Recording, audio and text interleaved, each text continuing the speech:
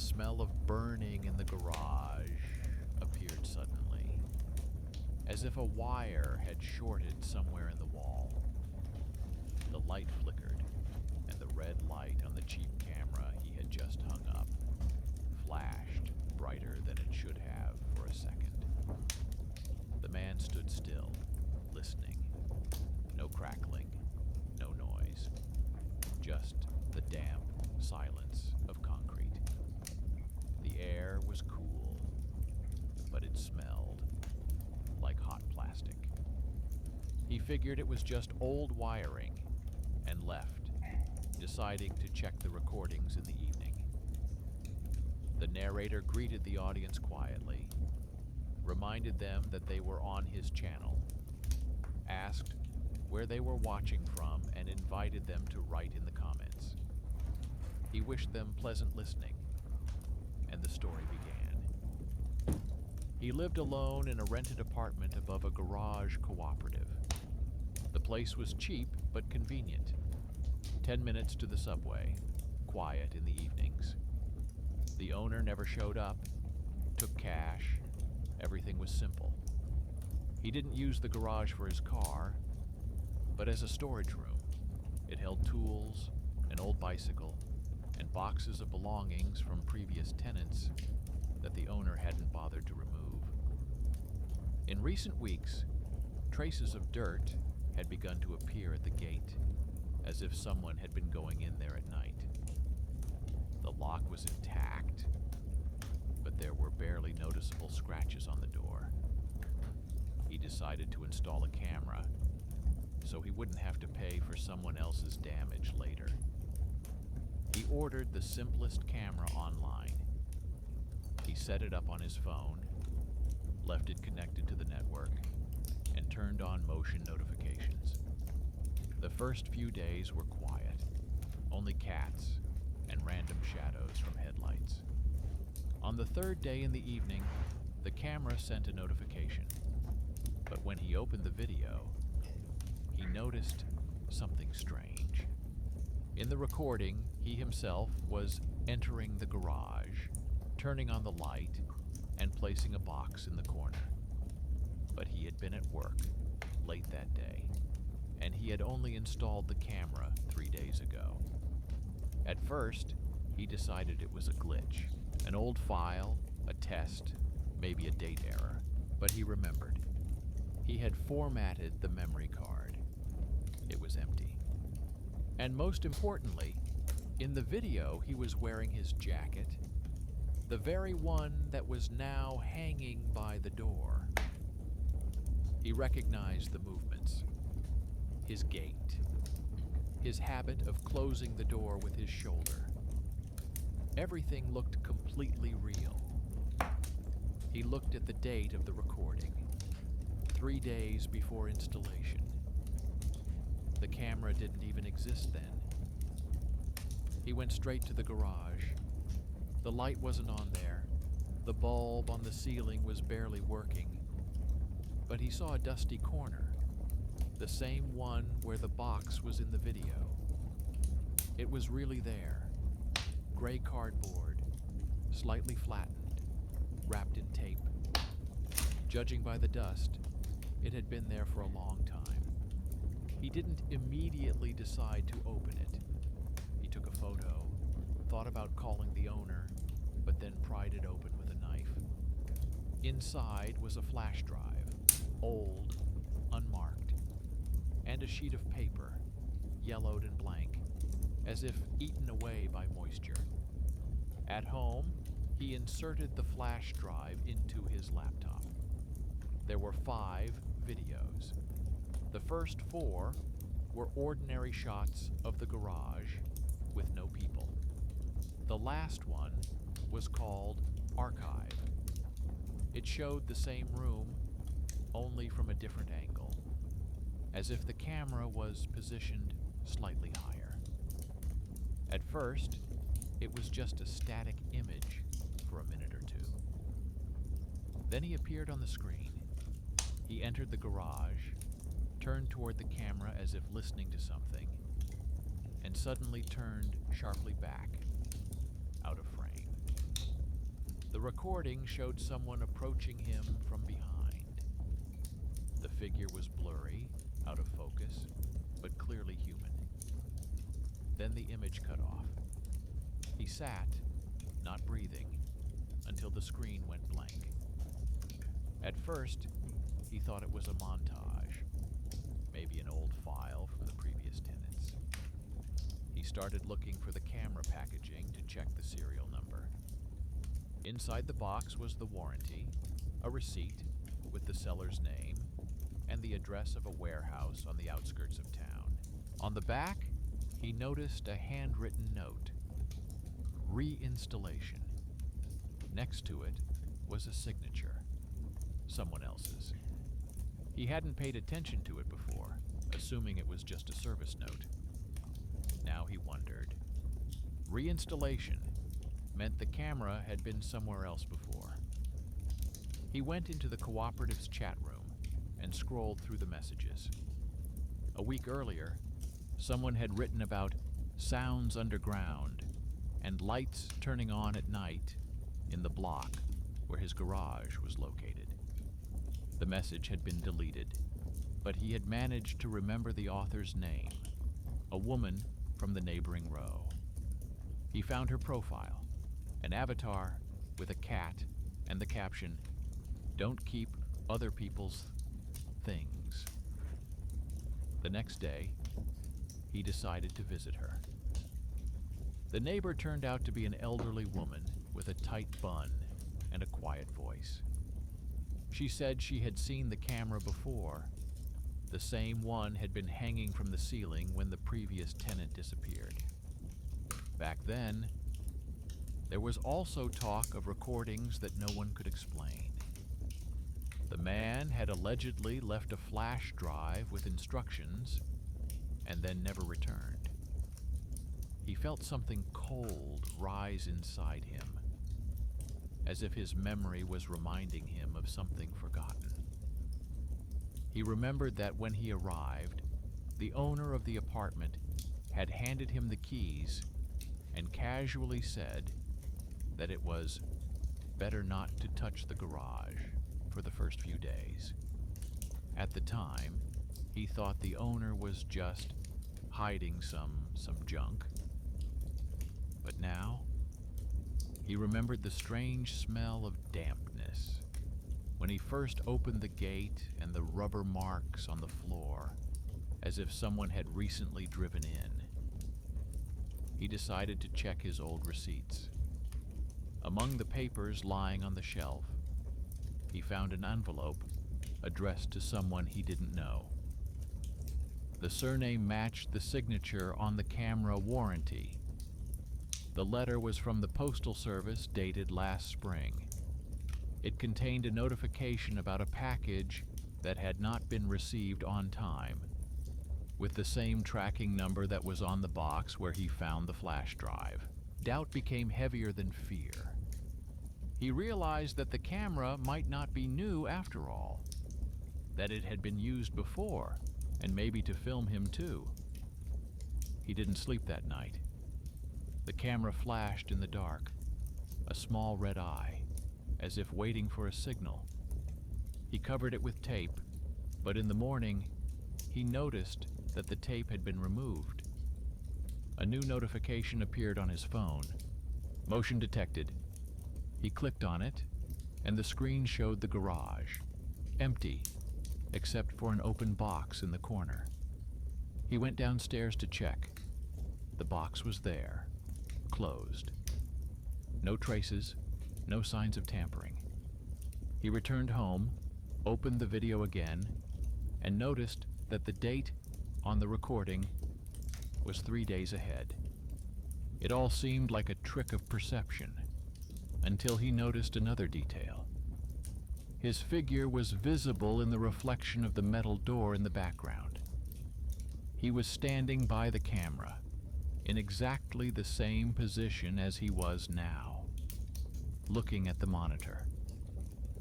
Only the face in the reflection was slightly older, with wrinkles around the eyes.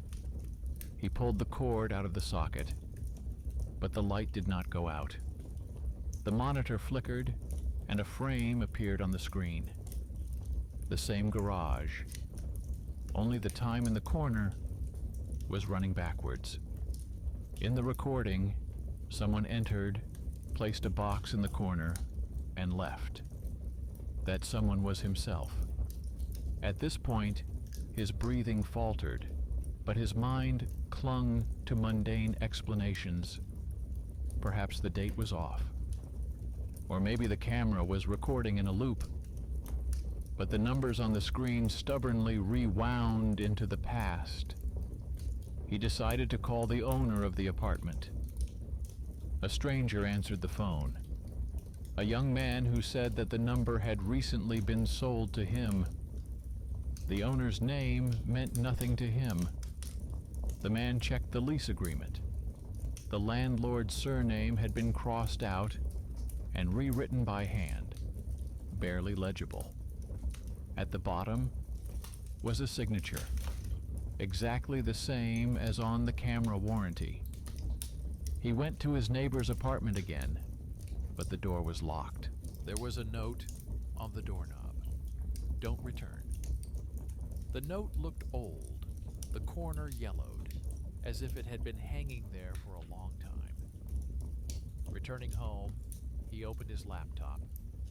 The flash drive he had inserted was no longer recognized, but a new file appeared in the videos folder, without a name. He clicked on it. On the screen, he was sitting at the table, just as he was now. Behind him was an open door and a shadow slowly entering the room. He turned around and realized that the light above the monitor was flashing in time with his breathing. He sat without blinking and watched the light above the monitor flash, as if someone were breathing next to it. The light grew warmer and then colder, as if an invisible hand were covering the lens. The screen came back to life, even though the flash drive had been removed. The video showed the same table, but now the camera was looking slightly from the side, at an angle from which he couldn't see himself. The shadow was still swaying behind him. He looked back sharply. The room was empty. Only the faint hum of the refrigerator from the kitchen and the quiet rustle of the wind outside the window. But the light bulb kept flashing. Then he turned off the computer completely, pulled the cord from the outlet, removed the camera, and put it in the desk drawer.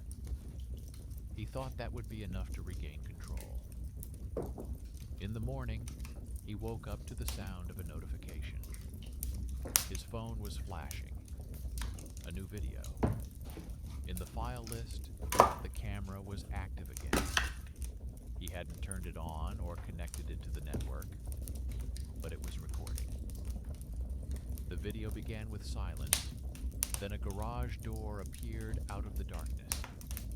It opened slowly, as if someone were pushing it from the inside. He realized he didn't want to watch it anymore, but his gaze kept returning to the screen. A figure was visible behind the door in the recording. It was blurry, but he could make out its movements, the tilt of its head, its gait, the same sweater. Only under his arm was a box tied with string. And when the figure disappeared from the frame, he noticed a glint of something metallic in the corner. An old wrench. The one he had lost a week ago. Now the fear became physical. He felt a chill run up his spine, as if his body understood what his mind still refused to acknowledge. He decided to act rationally, to check where the camera could be getting its power from. Maybe there were old lines left in the apartment through which it was still connected. He went to the fuse box, opened the panel, and looked at the wires. Everything looked normal until he noticed a small adapter between the cables, neatly taped with electrical tape. On it was a trace of dried dust and embossed letters, almost worn away. Reverse. He didn't know what it meant, but the part clearly wasn't something you'd find in a household. At that moment, the doorbell rang. He flinched, put down the screwdriver, and went to open it. A man in his 50s stood on the doorstep, dressed in a courier's uniform, without any logos. He was holding a package and handed it over without saying a word. His name was on the sticker, but the date of dispatch was old, from a year ago. The sender's signature was the same surname as on the warranty card. He unpacked the parcel inside. Inside was a thin hard drive in a bubble wrap bag and a short letter on gray paper. It contained only a few lines. If you are reading this, it means the cycle has not been broken. Do not open the file marked 1. Keep it until the end of the recording. There was no signature. He didn't know what it meant, but he felt more and more that the story he was involved in had begun long before him. He remembered his neighbor's words that the previous tenant had disappeared. Maybe he was the sender. He inserted the disk into his laptop. There were indeed 5 files on it. The first 4 were technical logs, nothing special. The 5th was called 1. He didn't open it. He closed everything, took out the disk, put it on the shelf, and sat down, trying to figure out how to get out of this loop. But something deep in his mind was itching, the desire to watch it, to be sure. Human fear always seeks confirmation. Towards evening, he heard someone rummaging around downstairs, near the garage. The sound of footsteps, the clang of metal. He looked out the window. In the twilight, he caught a glimpse of a silhouette in a jacket, just like his own. The figure opened the gate, went inside, and disappeared into the darkness. He grabbed his jacket and keys and ran downstairs. The garage greeted him with the same smell of dampness and iron. The light didn't come on, but the bulb on the ceiling burned steadily, as if someone had recently replaced it. The corner with the box was empty, only a trace in the dust, a rectangular imprint. He went deeper, his footsteps echoing off the concrete walls. Suddenly, something glinted in the corner. A flash drive, exactly like the first one, only marked with a marker. Repeat. He realized he was standing in the same place where the video had started. The camera was hanging higher up, on a bracket. He hadn't put it there, but the cord was plugged into the outlet, and the light was flashing. He looked up. The lens was pointed directly at him. His phone turned on again. Notification. Motion detected. He opened the recording and saw himself standing in the garage, holding his phone and looking into the lens. In the video, he looked a little older, his eyes tired, his lips moving as if he were saying something. He tried to turn off the phone, but the screen did not respond. Suddenly, the recording changed. Now there was another person there, gray-haired, wearing the same clothes. He opened a box, took out a flash drive, and looked at the camera. There was a photo on the table. He looked closely. It was a photo of himself, and the date, scribbled in pen, showed last year. Only now did he realize that this man was the previous tenant. He searched the internet, using the surname from the warranty, the first name, and the warehouse address. He found a note in an old news archive. The owner of a video surveillance service has disappeared and is suspected of tampering with archives. No photos, no details, just dry text. But the date of disappearance coincided with the date on the envelope he found at his place. Then everything started to fall into place. The cameras didn't just record, they synchronized the files by time, leaving traces of previous settings. Someone was experimenting with slowing down the signal, possibly with reverse recording, maybe even with a loop. But once the camera was turned on, the image didn't stop. It just waited for the viewer to catch up with the event. He remembered a phrase in the letter. Do not open the file, marked 1. But it was precisely this desire that had now become unbearable. He returned home. Rain drizzled outside the window and the lamp on the table flickered in the draft.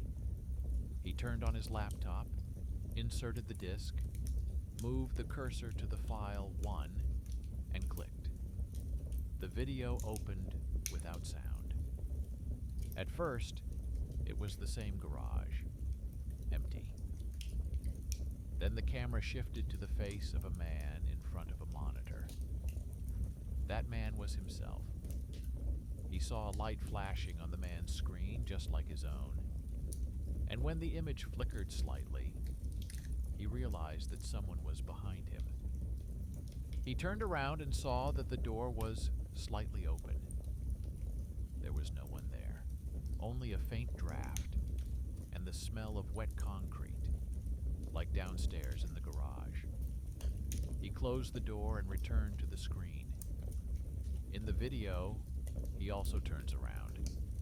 Then he turns back and reaches for the camera, as if trying to turn it off. The image flickered, and the frame changed. Now the camera showed the room without him. A table, a monitor, an empty chair. But in the reflection of the screen, someone's figure was visible. A black silhouette, motionless, like a shadow. He zoomed in on the image, and at that moment, the monitor flashed with a bright light. A message appeared on the screen. Archive updated. Next entry in 3 days. His chest felt empty, as if time had frozen. He realized that exactly 3 days ago he had been standing in this very spot, watching the same video. The camera didn't just record events, it brought them back, forcing them to repeat. There was another knock at the door, insistent and dry. He approached it but did not open it. A small flash drive in a transparent bag fell through the crack under the door onto the floor. It had the inscription, "The Last One." He picked it up and put it on the table. His hands were shaking, but he already knew he would do the same as the one before him. He inserted the flash drive into the port and pressed play. The video began with the sound of breathing, even and calm, like that of a person who had just fallen asleep. The camera slowly zoomed in on the monitor screen, where he was sitting, looking directly at the viewer. And behind him, someone was leaning closer and closer. The screen went blank. The monitor clicked, and the light stopped flashing. The room grew quiet, except for the raindrops on the glass. But a notification flashed on the phone. Motion detected. He turned it on and saw his apartment. Empty. Only a chair swayed slightly, as if someone had just stood up. For the next 3 days, he hardly left the house.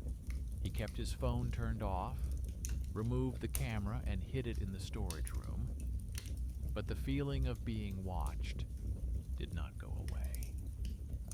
It seemed that every reflected glare of light was a lens. Every shadow on the wall was a repeat of a frame he had seen before. At night, he had the same dreams. He was walking down the garage corridor, heard footsteps, then saw himself coming out of the darkness to meet them. In these dreams, he felt the fatigue of another person, as if he were repeating someone else's movements, living someone else's memories. On the third day, just before evening, the door rattled with keys again. An envelope with no stamp or address lay on the doormat. Inside was a single sheet of paper and a flash drive.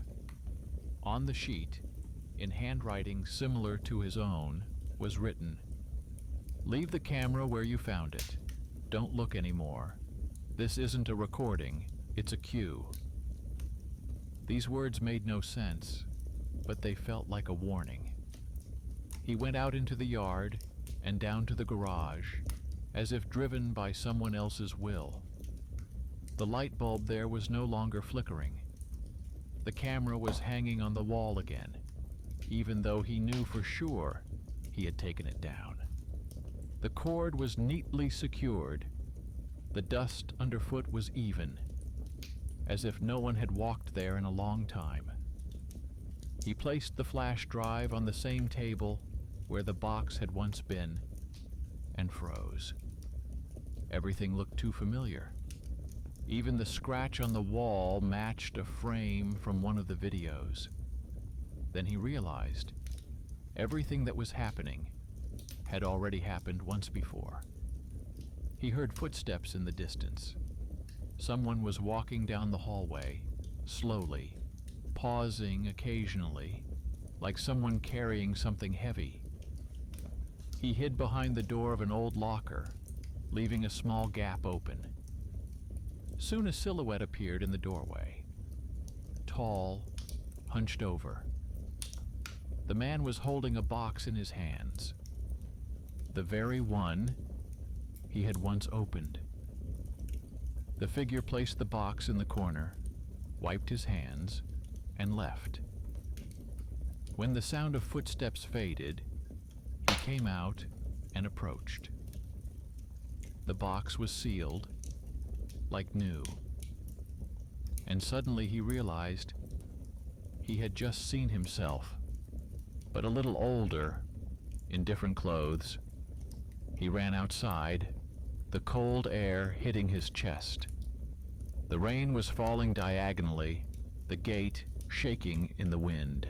For a moment, it seemed as if the whole square was repeating what had already happened. The cars were in the same places. The light from the street lamp fell at the same angle. He looked back.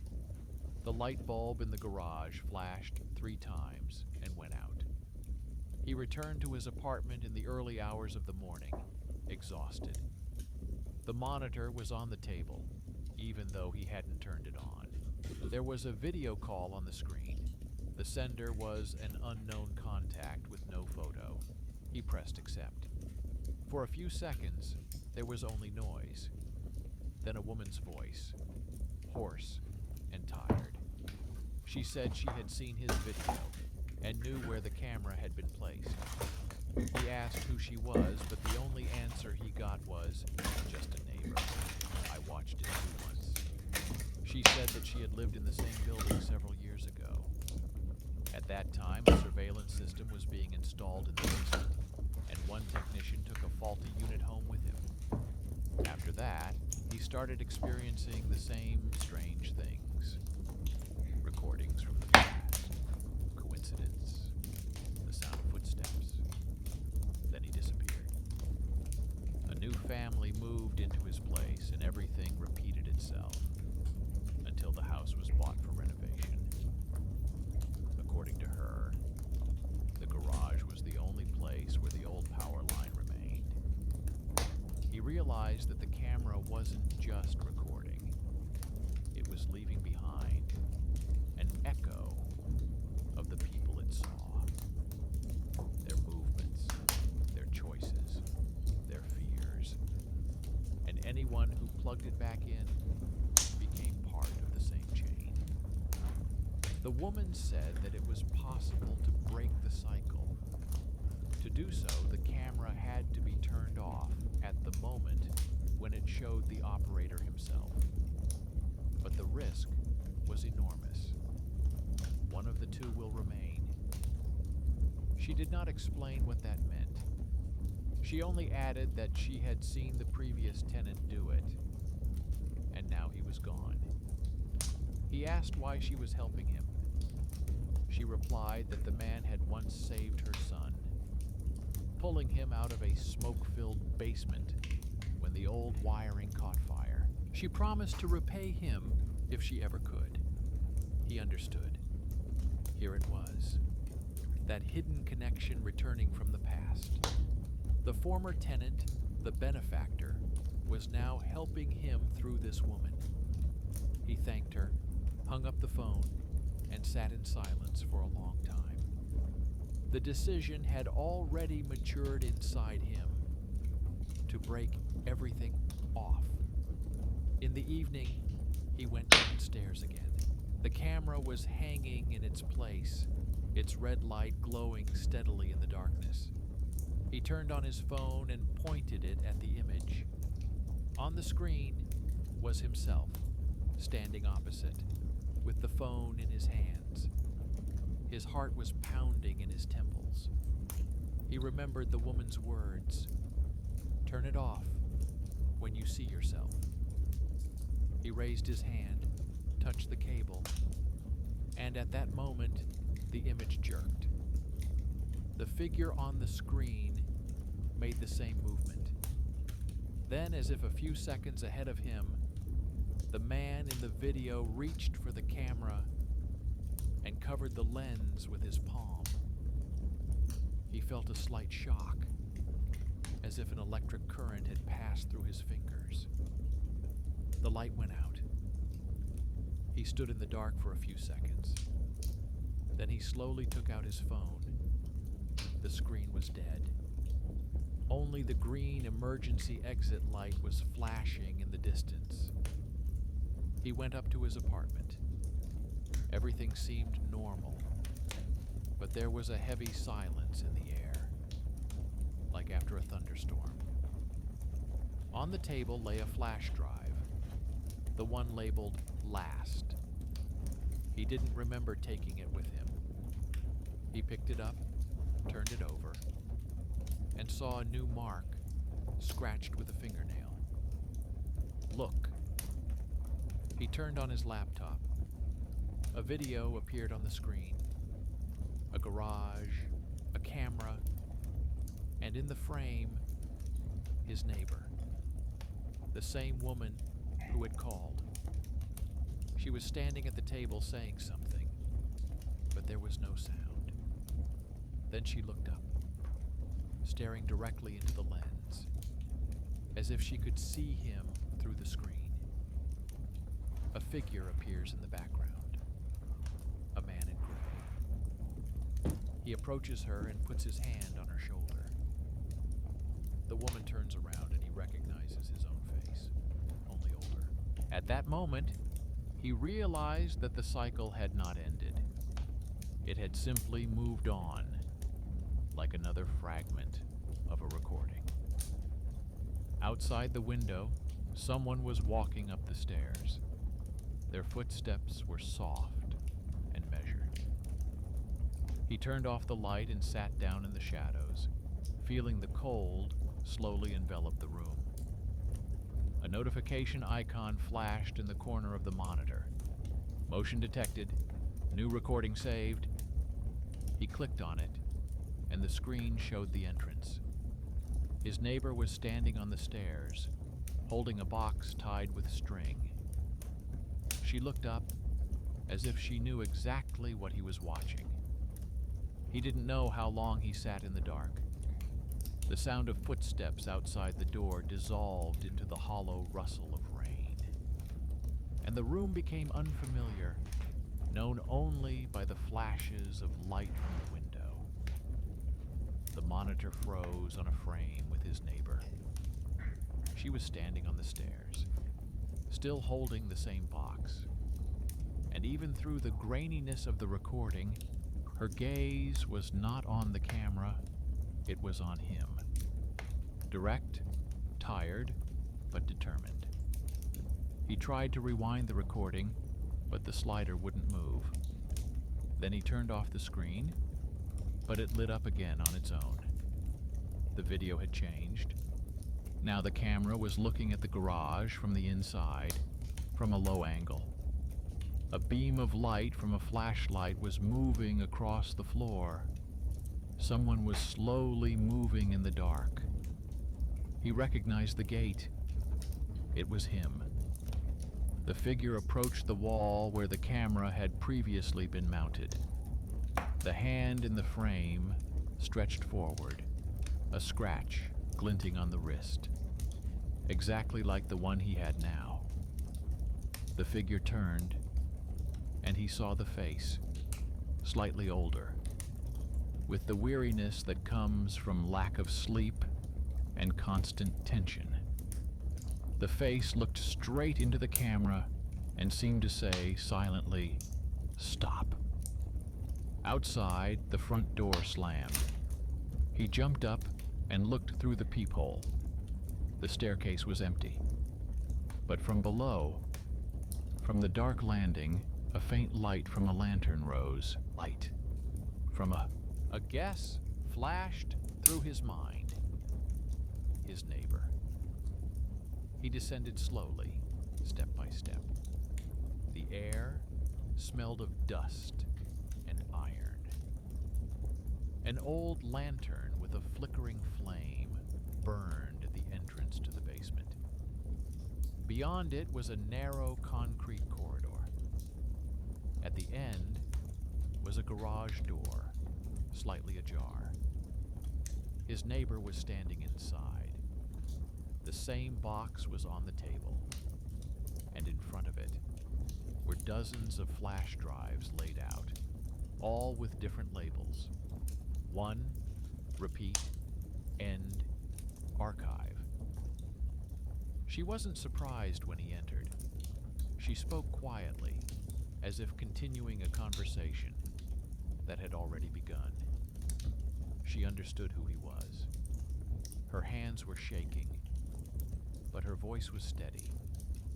She explained that many years ago, this garage belonged to her brother. He worked as a technician, installing surveillance cameras in old houses.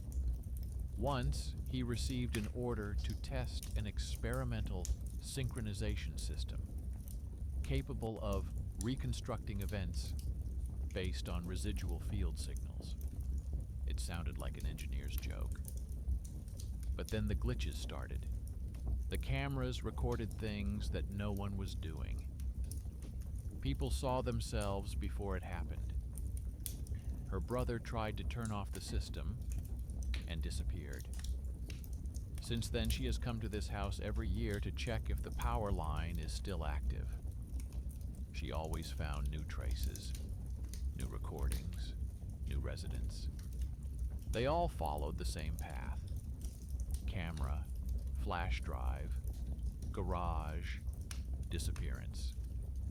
Now, she said, the cycle had reached its limit. The camera had recorded everything it could. The last fragment was his own. If the power was turned off now, all the archives would be reset. But the price was that someone would remain inside.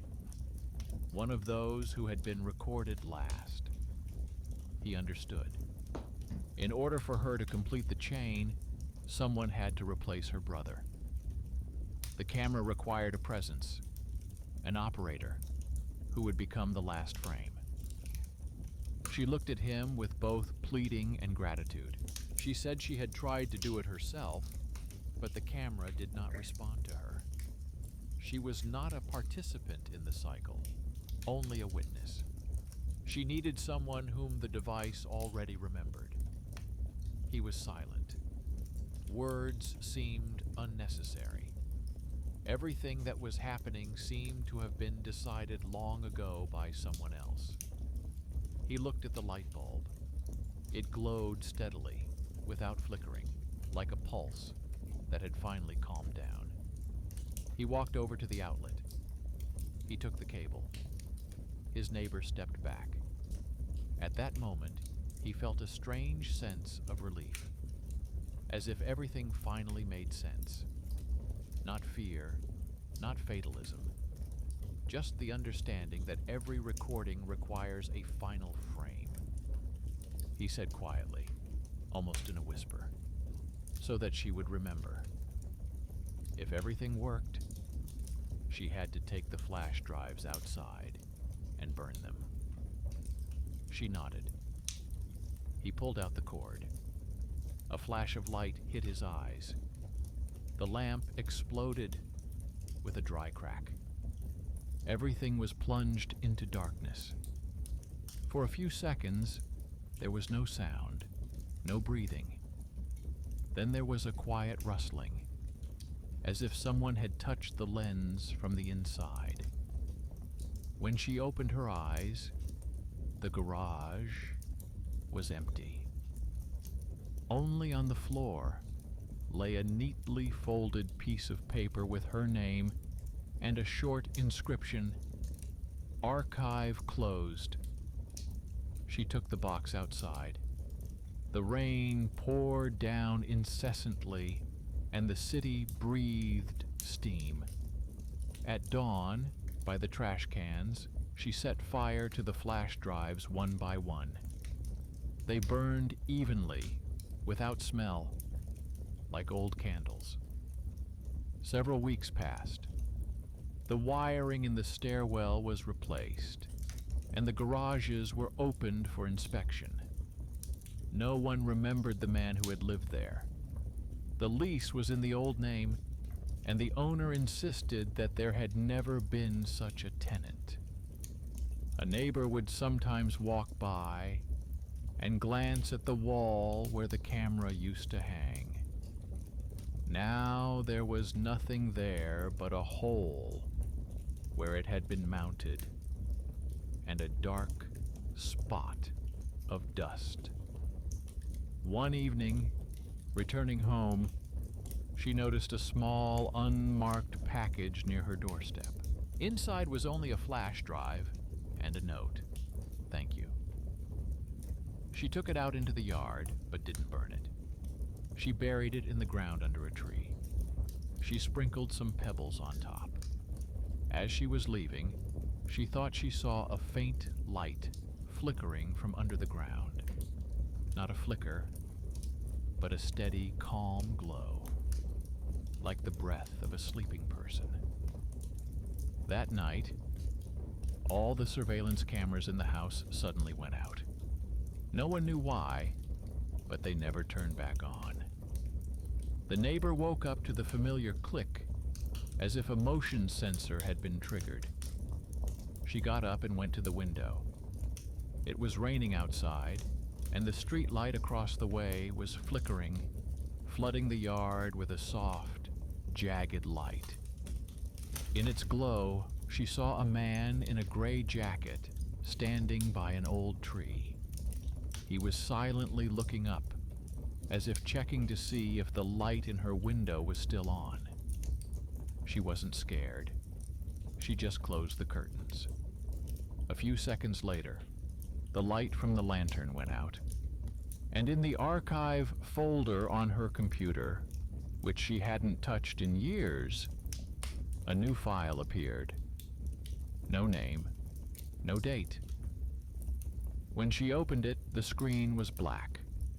Only at the bottom, barely visible, flickered the inscription, "Recording complete."